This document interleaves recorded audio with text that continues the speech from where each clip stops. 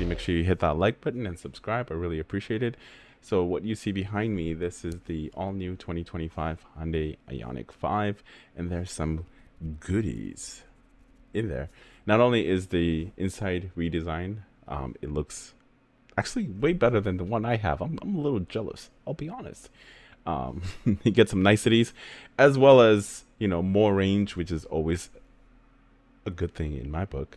Uh, so we're gonna check out the interior. The exterior, there's gonna be some changes, as you guys can see behind me, but they still keep the overall design of keeping those pixels, because I think that was a huge selling point for me. I don't know, I'm weird.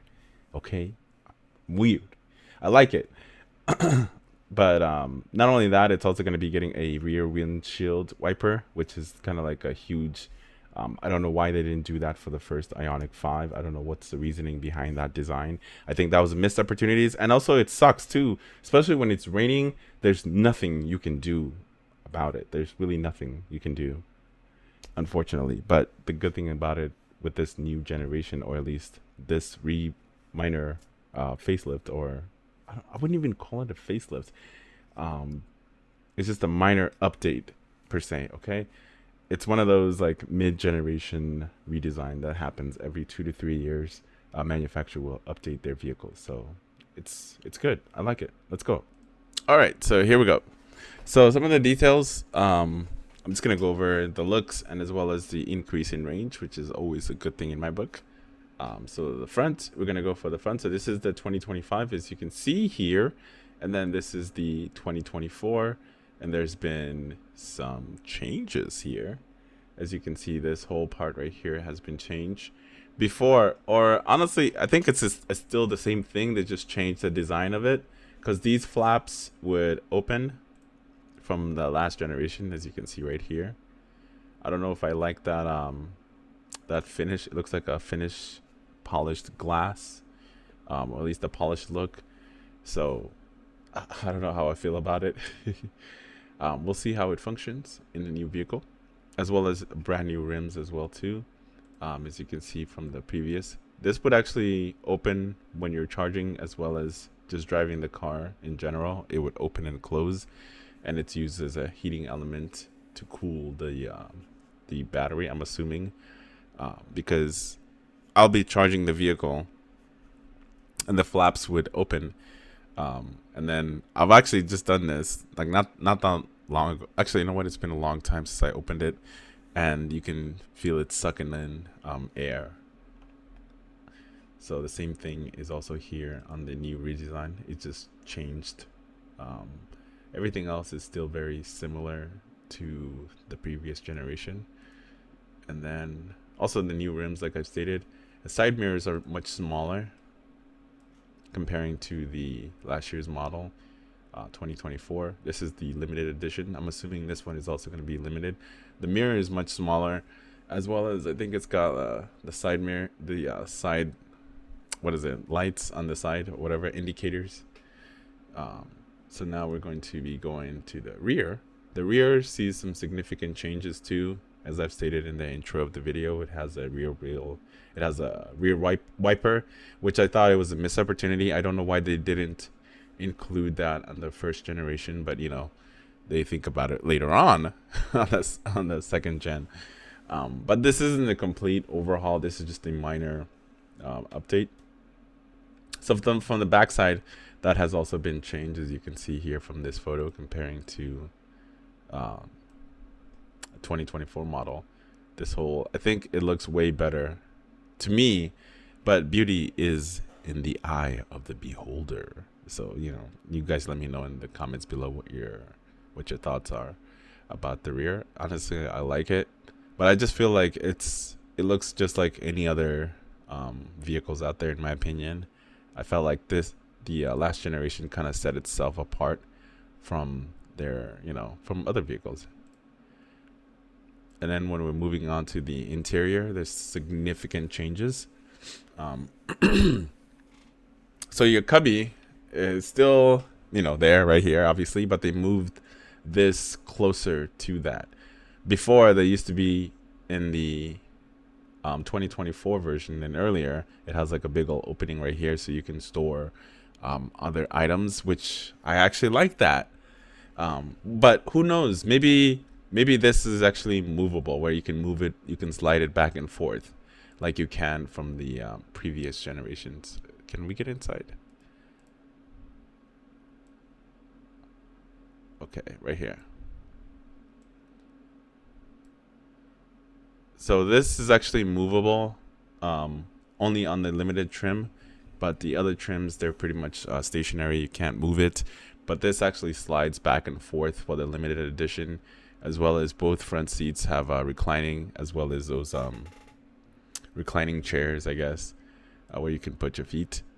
And then another changes too is the charging. Charging is now right there. It's right here. It's close by. Comparing to before, the charging is actually underneath the cup holders. There's two charging stations or wireless charging stations there. So those have been moved. And to be honest with you, I kind of like the previous design better comparing to this one. And all the buttons have actually been moved as well too.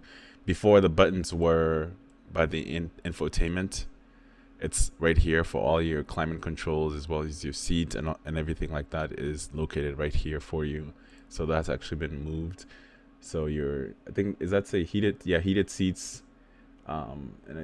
Yeah, this is your heated seats, and also your steering wheel, your parking sensors, and then this is also for the passenger.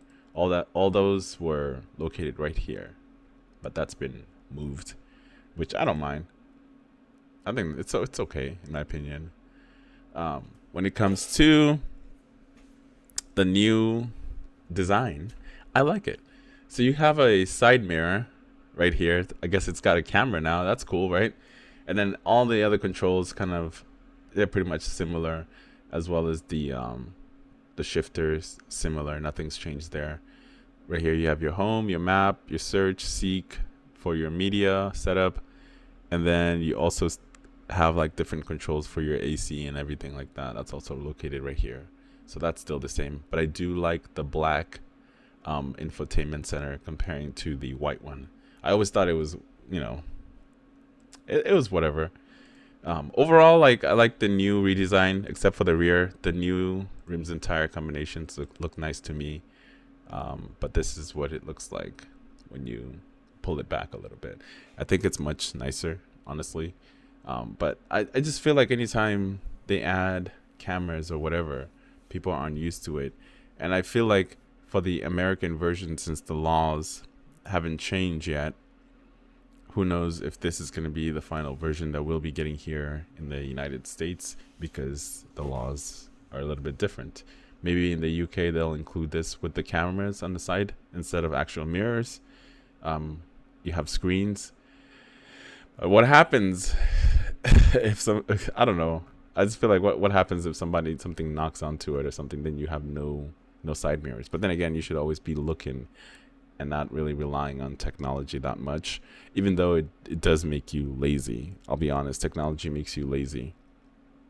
And the hugest part of it is the range. So the previous generation came standard with the 58 kilowatt battery pack and a 77.4 kilowatt battery pack. Now Hyundai is offering a 84 kilowatt pack, implying in a news release that this pack replaces the 77.4 kilowatt. Either way, that means the top Ioniq 5 will come with more range, which is good. So it's estimated to be 330 miles. I think you can get that 303 miles if you drive city, because you're gonna get way more miles when you're driving city, because you have the regenerative braking doing its thing. But anytime you take any electric car as well as hybrid and you take them out on the highway, you're never gonna be getting close to those ranges because you're consistently using those energy. But when you're driving in city, you have your brakes, stops here, lights, etc. Causes you to stop more frequently. So that's why you can, you usually get way better range comparing to driving highways. When I used to drive highways a lot, commuting to work, I would be getting like, I don't know, somewhere along the lines like 220 or 230. Right now I'm driving just city, getting like around 280, 290, you know, sometimes just in the city, because obviously these things are built for the city and it's not built for you to commute with it. Unfortunately, there's no EV that has that, where you can commute at long distance and it'll get decent range. Like, to me, like, the new design definitely looks way better, especially in the interior design wise. But that's just my opinion. You let me know in your opinion in the comments below. As always, make sure to like and subscribe if you haven't done so already. Don't know what you're waiting for. I'll see you in the next video.